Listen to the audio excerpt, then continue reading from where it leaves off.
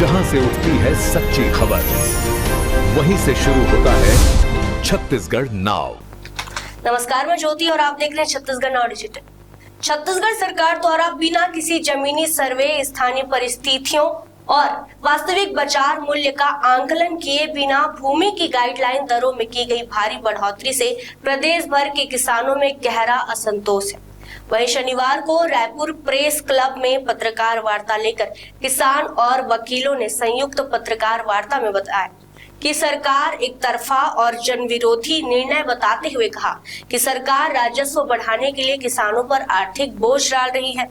साथ ही जमीनों की बढ़ी गाइडलाइन से लगभग 300 किसानों ने रायपुर कलेक्ट्रेट में अपनी आपत्ति दर्ज करा चुके हैं और लगातार किसान अपनी आपत्ति दर्ज करा रहे हैं। किसान संगठनों का आरोप है कि कई क्षेत्रों में गाइडलाइन दरों में 100 से 600% तक की वृद्धि कर दी गई है, जबकि वहां न तो बुनियादी सुविधाएं मौजूद है और न ही जमीन के वास्तविक बाजार मांग। इसके बावजूद उन क्षेत्रों को उच्च श्रेणी में रखकर दरें बढ़ा दी गई, जो किसानों के साथ अन्याय है। संगठनों का कहना है कि जमीन के रेट बढ़ने से रजिस्ट्री, स्टाम्प ड्यूटी, नामांतरण, बैंक ऋण, पारिवारिक बंटवारे और अन्य कानूनी प्रक्रियाएं महंगी हो गई है। इससे छोटे और मध्यम किसानों के साथ साथ मध्यम व निम्न आय वर्ग के लोगों के लिए जमीन और आवास तक पहुंच लगभग असंभव हो जाए। किसानों ने बताया कि अचानक हुई इस वृद्धि से जमीन की खरीदी बिक्री लगभग ठप हो गई है। कृषि भूमि, छोटे व्यवसाय और पारंपरिक प्रॉपर्टी कारोबार प्रभावित हो रहे हैं, जिससे बेरोजगारी बढ़ने की आशंका है। कई किसान अपनी जरूरतों, इलाज, बच्चों की पढ़ाई, शादी या गृह निर्माण के लिए भी जमीन नहीं बेच पा रहे हैं।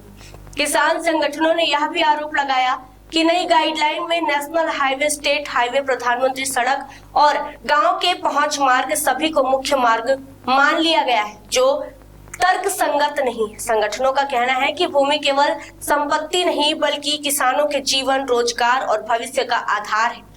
बिना व्यापक जन परामर्श और बाजार अध्ययन के लिया गया यह फैसला जन भावनाओं के विपरीत है।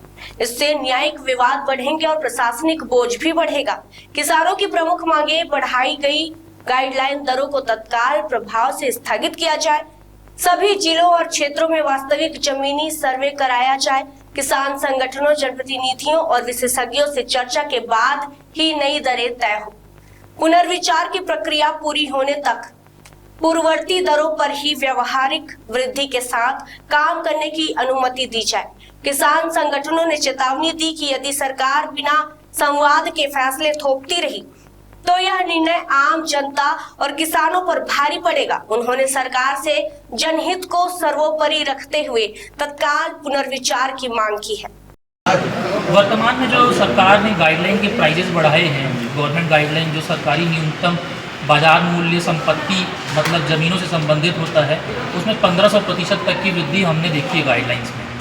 जो कि आप देखेंगे किसी प्रकार की वृद्धि होती है मार्केट में 2 से 3% तक की वृद्धि दिखी जा सकती है, वो एक आम बात होती है क्योंकि महंगाई दर भी बढ़ रही है प्रतिदिन। हम 1500% तक की जो वृद्धियाँ हुई है उस पर हम ये पूछते हैं सरकार से कि किस आधारों पर, किस तथ्यों पर आपने 1500% तक की वृद्धियों को दर्ज की है गाइडलाइन।